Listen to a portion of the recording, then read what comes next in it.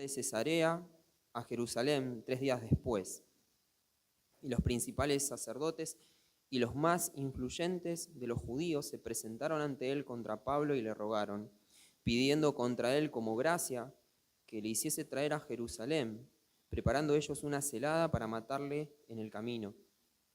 Pero Festo respondió que Pablo estaba custodiado en Cesarea, a donde él mismo partiría en breve. Los que de vosotros puedan, dijo, desciendan conmigo, y si hay algún crimen en este hombre, acúsenle. Oramos. Padre, te doy gracias por tu palabra. Te pido, Padre, en los méritos de Cristo, que el Señor Jesús, que es el centro, Señor, de tu palabra, pueda ser exaltado, Señor, en esta noche, en nuestros corazones, y que podamos conocerlo más a Él, Señor, y que podamos adorarlo, porque Él es tu Hijo, Señor. Te lo pido en el nombre de Cristo Jesús. Amén y amén. Voy a tomar asiento. Usted recordará que en los últimos capítulos del libro de los Hechos podemos notar que hay una serie de sucesos que se están repitiendo constantemente. Yo diría que es como una especie de ciclo donde un suceso lleva a otro y ese al siguiente. Y enumeré tres cuestiones que se están repitiendo constantemente. La primera son las falsas acusaciones de los judíos contra Pablo, esto que ya hemos escuchado varias veces, ¿no? Pablo está blasfemando contra la ley, Pablo está profanando el templo, haciendo entrar gentiles, Pablo está causando rebeliones contra el César. Este primer acto, estas acusaciones falsas, llevaba a un segundo acto, que eran los intentos de parte de los judíos de matar al apóstol Pablo. Y por último, otra cuestión que se repite es que justo cuando estaban a punto de asesinar a Pablo, providencialmente, ¿no? Los ejércitos romanos intervenían para evitar su muerte. A veces, justo antes de que lo mataran, intervenían los soldados, o a veces también los gobernantes también lo trasladaban a Pablo de un lugar a otro, y de esa manera los judíos quedaban, bueno, con las ganas de matarlo, ¿no? Pero no podían hacerlo. El gran impedimento que tenían estos judíos para condenar a muerte a Pablo era su ciudadanía, Quisiera que recordemos juntos que las autoridades judías no tenían la autoridad como para condenar a muerte a una persona, ¿sí? Si los judíos querían condenarte a muerte a vos, ¿sí? Primeramente, como no podían hacerlo, primero tenían que darle argumentos a la justicia romana para que la justicia romana entonces te condene, ¿sí? Pero ellos no tenían esa autoridad. Esto lo vimos a lo largo del Evangelio de Marcos, ¿no? Cuando quisieron acusar al Señor Jesús. Bueno, las mismas acusaciones, si nosotros vemos las acusaciones contra Pablo y las acusaciones contra el Señor Jesús, son siempre las mismas, ¿sí? Son acusaciones religiosas, estas que acabamos de decir recién, ¿no? Y después estaban las acusaciones políticas, ¿no? Jesús se dice que es el Cristo, el Señor, y está rebelándose contra el César. Las mismas acusaciones son contra los dos, pero al Señor Jesús lo condenan a muerte y a Pablo no. La diferencia, ¿dónde está? La ciudadanía romana, ¿sí? La ciudadanía romana le otorgaba a Pablo una serie de derechos que lo cuidaban, que lo protegían de estos juicios livianos, ¿no? O sea, si vos querías condenar a muerte a un ciudadano romano, más vale que las pruebas que vos tenías, tus pruebas debían ser muy, muy bien fundamentadas, ¿sí? A diferencia de lo que pasó con el Señor. Como los judíos entonces no pueden utilizar este método, utilizar la justicia romana, van a optar por otro método, otro camino van a tomar. Y la realidad es que el camino que van a tomar es muy sencillo. O sea, básicamente lo que ellos van a tratar de hacer es hacer que Pablo, que se encontraba en ese momento en una prisión, hacer que Pablo esté en la vía pública, en las calles, y entonces cercarlo y matarlo, ¿sí? Era así de simple, no era tan no fueron tan creativos en esto, ¿no? Era simplemente esto, ¿no? Cuando Pablo atraviese la ciudad, bueno, nos organizamos y lo acechamos y lo matamos. Para esto entonces tenían que sacar a Pablo de la cárcel donde se encontraba custodiado. Y para sacarlo de ahí entonces tenían que, bueno, buscar una excusa, ¿sí? ¿Cuál era la excusa que ellos buscaban constantemente? Bueno, la excusa era, nosotros queremos reiniciar el juicio. El juicio que se interrumpió queremos reiniciarlo, ¿sí? Imagino a esos judíos diciendo, bueno, vamos a hacer esto, vamos a decirle a las autoridades que queremos hacerle algunas preguntitas a Pablo sobre lo que dijo de la resurrección. Bueno, y de esa manera lograr que la autoridad lo enviara desde la cárcel hacia los tribunales. Y en ese trayecto, justamente lograr el objetivo de matarlo, ¿sí? Esto lo vamos a ver, este plan lo vamos a ver que lo intentan hacer 2 veces, y en las 2 veces, bueno, fracasan, ¿no? En el primer caso estuvimos viendo que el tribuno, Claudio Lisias, se entera de este plan y ¿qué hace? Doblega la guardia, la custodia sobre Pablo y termina enviándolo a Pablo a otra ciudad, ¿no? A Cesarea, para que se encargue Félix, el gobernador, de seguir con la cuestión de Pablo. Estando allí, bueno, este gobernador, Félix, reinicia el juicio, después lo interrumpe de nuevo, y finalmente es sucedido por otro gobernador, Porcio Festo. Durante todo ese tiempo, pasaron ya 2 años, y Pablo sigue encarcelado por causa del Evangelio. Así que el pasaje que nos toca examinar hoy trata justamente el segundo intento por sacar a Pablo de la prisión y llevarlo a Jerusalén para matarlo, ¿sí? Convencer a las autoridades de que hay que reiniciar el juicio y entonces poder cercar y matar a Pablo.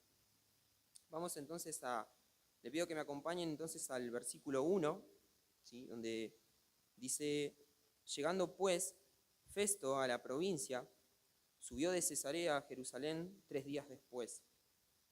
Y acá obviamente el gobernador Festo se va a trasladar a Jerusalén. Festo era gobernador, Festo tenía jurisdicción sobre toda la provincia de Judea, y en la provincia de Judea estaban estas 2 ciudades, ¿no? Jerusalén y Cesarea. Cesarea, donde estaba ¿quién? Pablo encarcelado, Jerusalén, a donde lo quieren llevar los judíos. Obviamente, al descender a Jerusalén, por supuesto que estos judíos iban a tratar de hablarle, ¿no? Y de convencerlo de llevar a Pablo a Jerusalén.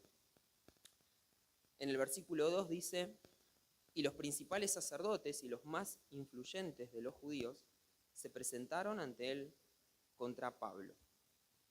Y aquí vemos esta situación que les dije al principio, que se repite, ¿no? La oposición judía contra el Evangelio.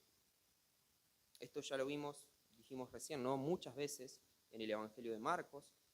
Y me gustaría que no dejáramos pasar una cuestión que es muy importante aquí, y es que esta gente, estos judíos que están tratando de acallar el Evangelio, eran personas estudiosas en las Escrituras. Eran personas que habían dedicado su vida al estudio sistemático de la palabra de Dios. Y aquí lo vemos, ¿no? Gente que entiende la palabra de Dios, que se supone que tenía que haber entendido que Jesús era el Mesías, está aquí tratando de desterrar el Evangelio y está tratando inclusive de asesinar a aquellas personas que quieren difundirlos, ¿no? Qué paradoja esta cuestión. Y esto nos lleva entonces a pensar en que el conocimiento bíblico no es sinónimo de conversión. El conocimiento bíblico no es sinónimo de conversión. O dicho de otro modo, que la teología correcta es necesaria para tener un encuentro con Dios. O sea, yo necesito interpretar bien la palabra de Dios para poder encontrarme con el Señor. No lo voy a conocer si no es por medio de su palabra, pero también es cierto que el conocimiento bíblico no es suficiente para una conversión, para un nuevo nacimiento, ¿sí? Y lo vemos en la actitud de estos judíos. Ellos se limitaron entonces solo a acumular conocimiento, pero ese conocimiento intelectual nunca descendió al corazón y nunca los transformó. Jesús, cuando los encaró, en los evangelios, en el Evangelio de Juan, les dice que el problema de esta gente, con conocimiento teórico, pero sin un nuevo nacimiento, este problema, dice Jesús, no es un problema intelectual, no es por no comprender, no es que ellos no podían entender la palabra de Dios, sino que se trata de un problema del corazón, de un problema de la voluntad. Jesús lo expresa así. Prestemos atención, Jesús dice a los líderes, a los estudiosos de la ley, les dice, y no queréis venir a mí para que tengáis vida. No está diciendo, ustedes no vienen porque no entienden, está diciendo, ustedes no vienen porque no quieren, no tienen la voluntad de venir a mí. Y esto nos lleva también a otra idea también que es terrible, y es que también se puede conocer las Escrituras intelectualmente y aún así permanecer en muerte espiritual. Se pueden conocer las Escrituras intelectualmente y aún así permanecer en muerte espiritual. Pensaba que este es un peligro que no acecha tanto a las sectas, que no acecha tanto a las iglesias evangélicas antibíblicas, sino creo que es un peligro que acecha justamente a nosotros. La idea de creer que por el hecho de estar en el seminario, de leer libros de sana doctrina, eso hace que vos seas un hijo de Dios, que vos hayas nacido de nuevo. Y eso es un grave error, Tranquilamente podemos pasar años o toda una vida estudiando la teología correcta sin que ese conocimiento descienda al corazón y nos transforme internamente. Esto puede suceder tranquilamente. Así que me pregunto, y le pregunto a ustedes también, y espero que esta pregunta se haga a cada uno de nosotros, si después de tantos años estudiando la palabra, después de tanto tiempo estudiando sana doctrina, yo puedo notar cambios en los deseos de mi corazón, yo noto que mis deseos han cambiado, yo noto que mi carácter ha cambiado, o sigo siendo el mismo, ¿sí? O sigo siendo el mismo.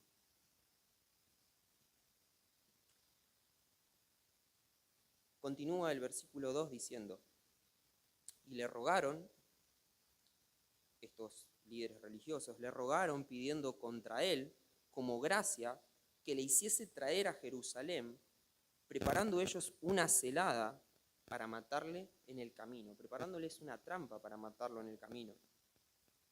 Y aquí lo que podemos ver, lo que les dije al principio, recuerda, les dije que 2 veces intentan hacer este plan de sacar a Pablo. Y esta es la segunda vez que lo intentan, ¿sí? Otra vez le están pidiendo al gobernador, queremos que el juicio reinicie, queremos tener a Pablo enfrente, ¿sí? Y ya sabemos cuál era el objetivo, emboscarlo y matarlo. Puede que, de nuevo, ¿no? Pensemos otra vez, gente que conoce la palabra de Dios, experta en las Escrituras, que no solamente está rechazando el evangelio que esas Escrituras proclaman, sino que ahora también esta gente está dispuesta a convertirse en asesinos para acallar el evangelio. Están dispuestos a convertirse en homicidas. Es asombroso esto, ¿no? ¿Qué persona espiritual es capaz de hacer algo así? Se supone que ellos conocían la palabra de Dios. Sin embargo, esto que a nosotros nos parece un pecado terrible, y es un pecado terrible, sabe que en ese tiempo muchísimos judíos, usted lee esto y dice, qué terrible, quieren matar a Pablo. Pero en ese tiempo eran muchos los judíos que creían que matar a Pablo, que matar y perseguir a los cristianos, era una forma de adorar a Dios. Ellos creían que le estaban haciendo un servicio a Dios, ¿sí? Porque pensaban que el cristianismo era una secta, Hechos 24:5, que los cristianos estaban blasfemando el nombre de Dios con sus enseñanzas. Y entonces estaban plenamente convencidos de que salir, cazar y matar cristianos era una forma de honrar a Dios. Tan convencidos estaban, ¿no? Que, bueno, de hecho, en Hechos capítulo 23, versículo 12, prácticamente hacen un ayuno, ¿no? Ellos dicen, hasta que no matemos a Pablo, no vamos ni a comer ni a beber, dicen ellos, ¿no? Y uno dice, o sea, ¿qué están ayunando? pidiendo al Señor que poder matar a Pablo. Tremendo, ¿no? Y eso es lo que registra Lucas. Y yo imaginaba y pensaba, digo, quizás no solamente ayunaron, quizás también hicieron reuniones de oración, pidiendo que Pablo muriera, ¿no? Veo que nosotros tenemos los domingos los grupos de oración. Y me imaginaba que si fuera en el tiempo presente, quizás en la lista de las peticiones estaría, ¿no? Que un hermano consiga empleo, que un hermano sea sanado y un hermano pide tener el privilegio de descuartizar a Pablo. Pero es que es así. Ellos creían que este era un acto de adoración y pensaban que este plan que ellos estaban diseñando contaba con el respaldo de Dios. ¿Cómo Dios no va a respaldar esto si lo estamos haciendo para Él? Pero, hermanos, aunque a nosotros nos parezca, no quisiera que nos quedemos solamente con el espanto y decir, uy, qué terrible lo que ellos están pensando, lo que quieren lograr. Si nos quedamos con el objetivo, nos estamos perdiendo algo en la actitud que están teniendo estas personas. Porque más allá del objetivo, ¿sí?, que es pecaminoso, ya lo dijimos, hay una actitud en el corazón de ellos. Y la actitud es querer imponerle a Dios sus deseos personales, sus propios planes. Querer que Dios cumpla los planes que ellos tienen, ¿no? Presionar a Dios para que estos deseos se cumplan, ignorando el propósito de Dios. Claramente el propósito de Dios no era este, ¿sí? Pero ellos estaban tan convencidos que querían presionar a Dios para que Él cumpliera sus planes. Y encontré aquí un punto en común, quizá con cualquiera de nosotros, o conmigo. Yo creo que ninguno de ustedes quiere pedirle a Dios asesinar a alguien, ¿no? Pero sí encuentro a veces en mi corazón que yo quiero que Dios, más que se cumpla su propósito, yo quiero que se hagan mis deseos, mi voluntad. No sé si a usted le pasa a veces eso, que prioriza más o piensa usted que es más importante sus sueños o sus propósitos que el propósito de Dios. Pero lo importante, la Biblia nos enseña a nosotros, que lo importante no son nuestros planes, sino el propósito de Dios. La clave no es que Dios haga lo que yo deseo. Lo importante no es que Dios haga lo que yo deseo. Lo importante es que yo haga lo que Dios desea de mí. Al revés, exactamente al revés, ¿sí? Lo importante no es que Dios haga lo que yo deseo, sino que yo haga lo que Él desea de mí. Y estos judíos lo que debían haber hecho era justamente, tenían que haber abandonado su plan de persecución y aceptar el plan de Dios, que era creer el Evangelio. La demanda para nosotros es la misma, ¿sí? Abandonar nuestros planes personales y rendirnos al propósito de Dios para nuestra vida. Y acá otra pregunta más para meditar. ¿Para qué vivo yo? ¿Para qué vivís vos? ¿Cuál es el objetivo que estás persiguiendo? ¿Cuál es el objetivo que estás buscando? ¿Vivimos para hacer realidad nuestros deseos personales o vivimos para la gloria de Dios? ¿Qué es lo que estás buscando? ¿Qué es lo que estás persiguiendo? Y para ir cerrando, para ir terminando, vamos ahora, ya hablamos mucho de estos judíos, ¿no? Y vamos a hablar un poco de Pablo ahora. Pablo representa la contracara de estos judíos. Él es lo opuesto a lo que estamos viendo acá. Pablo sí tomó el conocimiento bíblico de su mente y lo materializó con su vida, ¿sí? Ese conocimiento bíblico transformó a Pablo e hizo que Pablo abandonara sus planes, todos los planes que él tenía, ¿no? Porque él también tenía el plan de perseguir a los cristianos, ¿recuerdan? Los abandonó por completo. Estos judíos siguen abrazando sus planes. Y a Pablo, abandonar su vida para seguir a Cristo le trajo muchos problemas. Pablo permaneció encarcelado durante muchos años, perdió sus bienes en esa cárcel para sustentarse, y vemos ahí a estos judíos que están libres, ¿no? Mientras él está encarcelado. Aquí se cumple el principio bíblico, que es que todos los que quieran vivir piadosamente en Cristo Jesús padecerán persecución. 2 Timoteo capítulo 3, versículo 12. Seguir a Cristo entonces es garantía de sufrimiento en esta vida. El Señor dijo eso, ¿sí? Que en el mundo íbamos a tener aflicción. Seguir a Cristo implica padecimientos en esta vida. Y acá viene la parte donde usted tiene por un lado a estos fariseos y tiene a Pablo, ¿no? Y usted quizás ya estará imaginando cómo termina el sermón. Usted estará pensando ahora, bueno, ahora viene la parte donde el hermano me va a decir que yo tengo que ser como Pablo y no tengo que ser como los fariseos, ¿no?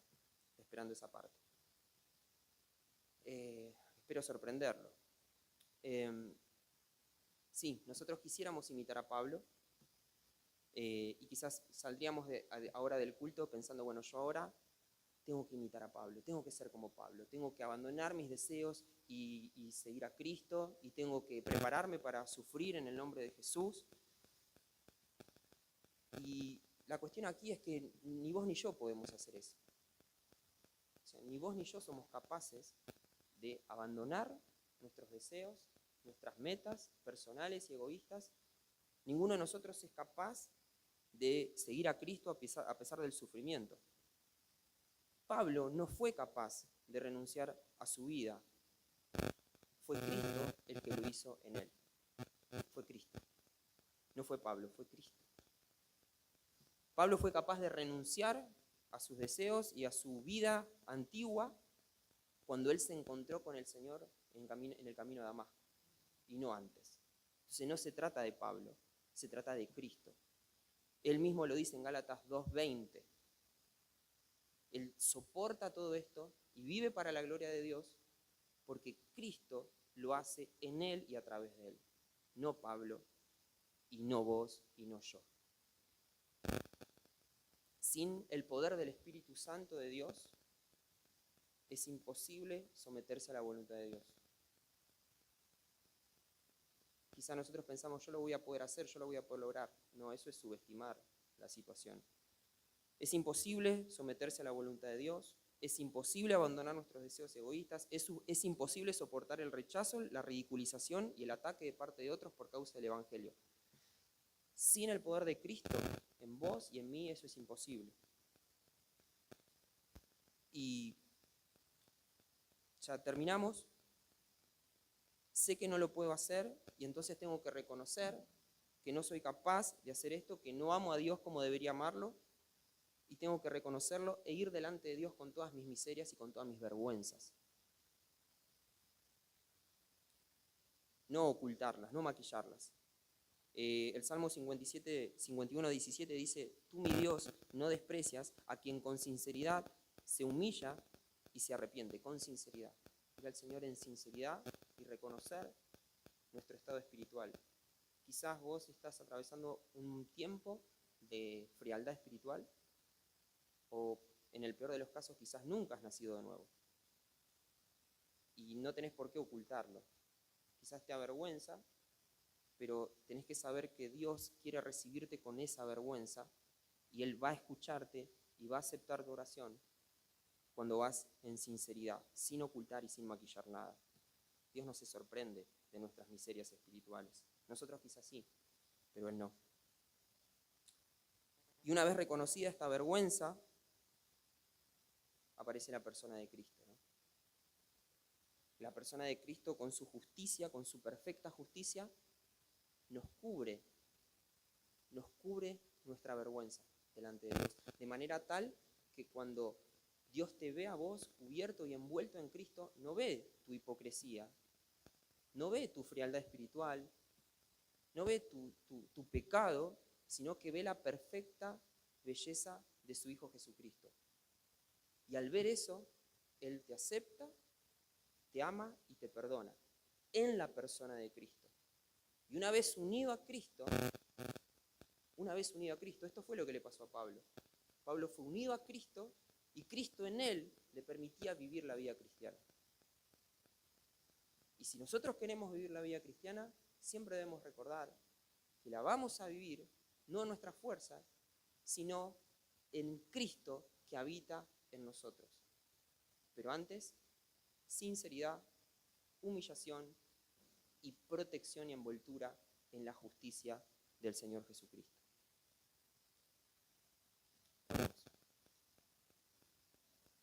Padre, te doy gracias porque me permitiste exponer, Señor, tu palabra. Te pido perdón si eh, no lo hice como debía hacerlo, pero como dijo, Señor, en tu palabra, confiamos en la persona de Jesús, que Él obra en los corazones, que Él es el que los transforma, que Él es el que cambia a las personas, no nosotros, ni nuestro esfuerzo personal, sino es Cristo en nosotros. Te pedimos, Señor, que cuando volvamos a nuestras casas podamos ir en oración en sinceridad delante de ti, reconocer nuestro estado espiritual, cómo nos encontramos delante de ti, ser sinceros contigo, Señor, que nos cuesta tanto, y abrazarnos y envolvernos en la justicia de Cristo, para tu gloria. Te lo pido en el nombre de Jesús. Amén y amén.